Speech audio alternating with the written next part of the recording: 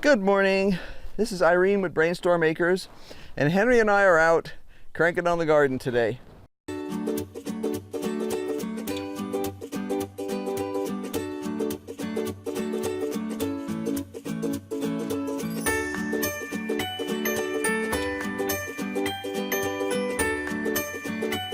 There's lots of cleanup to do. Most of it not really that bad because we really knocked down the weeds hard before we left.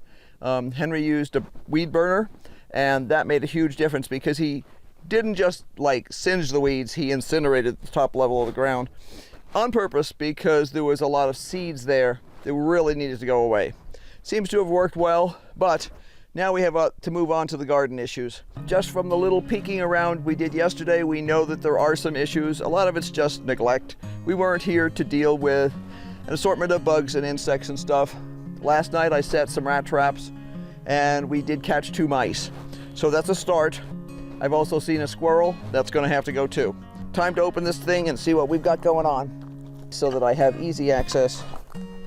And then I'll be able to pull the weeds, get a good view of the tomato plants, pull any crud off of them that's on there. I know that the peppers in the next bed have the worst case of aphids I've ever seen here. I got to figure out what's going on with some of these tomatoes. The thing is the cover still on there to protect from hailstorms and stuff like that. There's fun things that happen to us here on too regular a basis, unfortunately. This is not my permanent solution, but it was a good solution for this year. So let's take a look. I've got a weed bucket here. We'll take a look to see what's going on. Grass, my nemesis. Grass. In case you're wondering why I say my nemesis, I'm allergic to it. So there's at least one bed here that I'm going to have Henry pull because it's just covered with grass, and that would be a very bad plan for me. I did that last year and I wound up miserable for a solid month with a really bad allergy attack. So this has got some grass in it, but it's not solid. My goal at the end of the season this year is to actually cook the surface to kill all the grass seeds off. Some of these tomatoes, they don't look bad. I mean, they don't look great, but they're not dead or anything.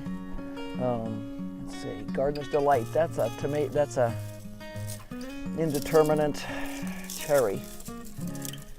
I'm gonna clean all the dead limbs off these things.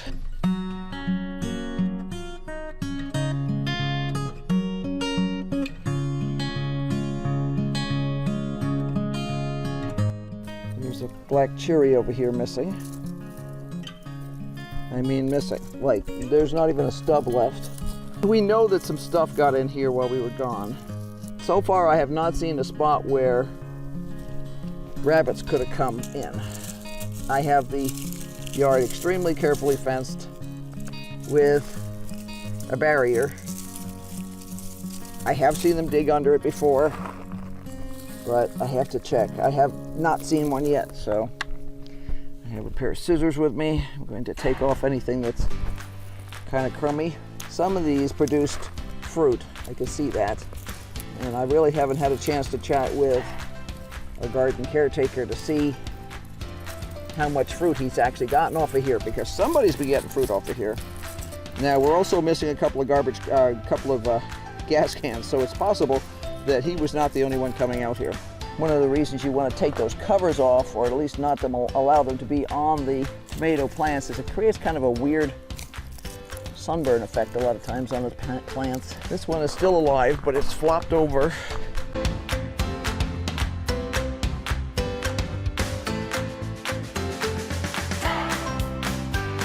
We know there was a problem with the water system while we were gone. There's a new truss. It has not, but it's got little fruit coming on it, so it ain't over till it's over. I'm always intrigued by the number of people that as soon as their plants start to look a little crummy, they immediately chop everything off and throw it away. And I'm like, sometimes that does make sense. You know, we made that decision with our broad beans this year because they were not going to produce anymore. It was too hot for them.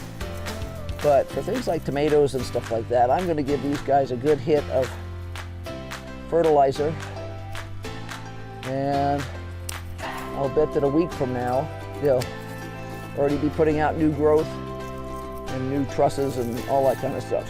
So it ain't over yet. I haven't found any bugs yet, but I know that there are bugs. Or at least there were bugs. It's quite possible that it's been long enough that the bugs were neglected that they actually went forth and became butterflies, or moths in this case. Because I could see that some of these tomatoes were completely stripped by tomato hornworm.